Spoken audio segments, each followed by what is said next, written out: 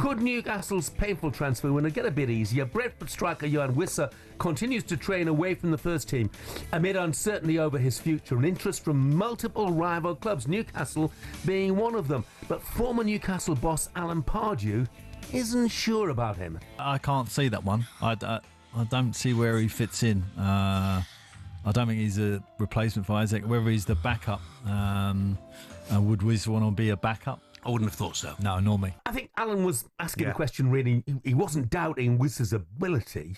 I mean, nobody would they? 19 Premier League goals last season. Yes. What a great season that he has. Just how he would fit in. I think for the Newcastle. Yeah, I think for the money, it's a great signing. They've lost Callum Wilson, and they could lose Isak. So he's not the answer for Isak. He's the answer for Callum Wilson. What if they sign Sesko, gets an injury? You want a top striker like Wissa available. So many competitions as well, Jeff. Yeah. And their options are running out, aren't they? Of course. Because obviously it seems like Manchester United are favourites now to sign Sesko. So where does that leave So Newcastle? frustrating. Eddie Howe must be thinking, like, anyone we go for, I mean, Gahey didn't want to come. João Pedro didn't want to come. Anyone who they say they're interested in, someone else comes and snaps them up. James Trafford went to Manchester Must be so City frustrating, instead. mate. Dare I mention Ollie Watkins? Pardon? Dare I mention Ollie Watkins? Newcastle are looking for a striker. If Ollie Watkins is unhappy at Villa... Is it Max Scott coming in now to do What? Stop it, Jeff. Okay.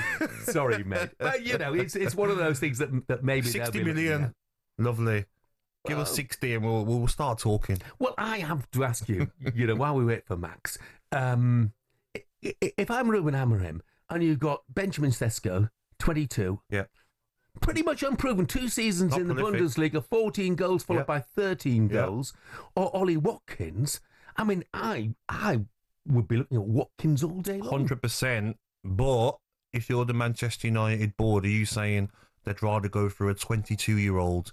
If you're talking 10, 15 million difference rather than a 30-year-old. But their need is now. Of course. Amorim needs now. He needs the next 2-3 months. Yeah. Not someone who might need a couple of seasons still. But Watkins isn't going anywhere, Jeff. Jack has just texted and he's taken the words right out of my mouth. He said, Jean-Philippe Mateta is the answer. Yes. Has anyone bid? And that, Jack, is a brilliant Outstanding player. question. Yes. He had a wonderful, wonderful season. Kessie has texted to say, Jeff just said, replace Isak. I didn't realise we'd sold him. And well, you haven't, Kessie. Do you think he's going to be there next season, Kessie? Hand on heart? I don't think he will be. Guess who Really Newcastle don't think he play will at be. home? Second game in. Liverpool? Yep. Interesting. So it's looking, let's put it this way, Kessie, it's looking more and more likely that Newcastle will be without Alexander Isak next season. So which striker should they replace him with if he moves? 03717 223344 is the number to call. Andy the Geordie has done exactly that now. Andy has an interesting shout for Isak's replacement. Morning, Andy. Morning, Jeff. How are you doing? Yeah, I'm doing really well, mate. How about you? Yeah, good. I've got 2 names for you. The first one's a present for you. It's a young lad from Washington, just left Newcastle, called Josh Donaldson. He's just signed for Hartlepool, and he's going to be your star striker for the next few years. Not this season he won't be because we've loaned him out straight away. Yeah, not this season, but honestly, watch that. Looking forward to that. Player. He's played pre-season friendlies and he's looked the business. So He bangs the goals in for fun. He's a great lad. Excellent. Anyway, next one. Who should replace Isak? Go on, Tell then. Harry Kane to come back to England and break Shearer's record at his hometown club. That's an interesting thought. What do you think the chances of that are? I don't know. I think he's got a decent release clause if a Premier League club comes in for him. He won't leave, Andy. I've got a question for you, Andy, though.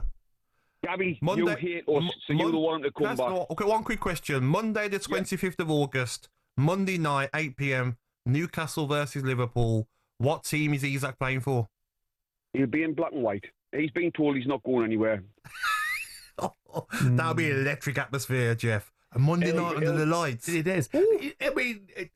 I mean, look. Let's look at your view that Harry Kane, Mike. Harry Kane's hugely different player to Isak, isn't he? He is, but the way he drops and gets involved deeper in the game will bring Gordon and Elanga into the game a lot more, and that three will work really well. Gordon and Kane have been very good when they've linked up together for England. Yes, he hasn't got long left in his legs, but you can sell him that dream of breaking the Premier League record at Newcastle in a black and white shirt. And beating Shearer's record as well at his old club.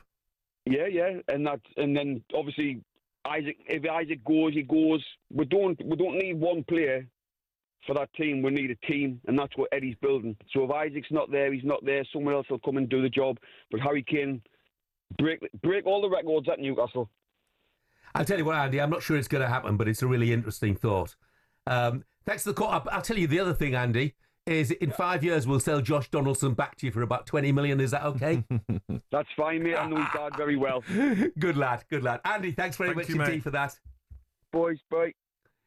But I don't think it's going to happen, but I tell you what a story it would be. I know. I just don't think after winning his first trophy, he's going to want to leave. They've just signed Diaz as well. They're strengthening Bayern Munich. Yeah. I don't see him leaving. talkSPORT Breakfast, waking you up Monday to Friday morning from 6 a.m. on AM, on DAB, via the talkSPORT app and on your smart speaker. talkSPORT.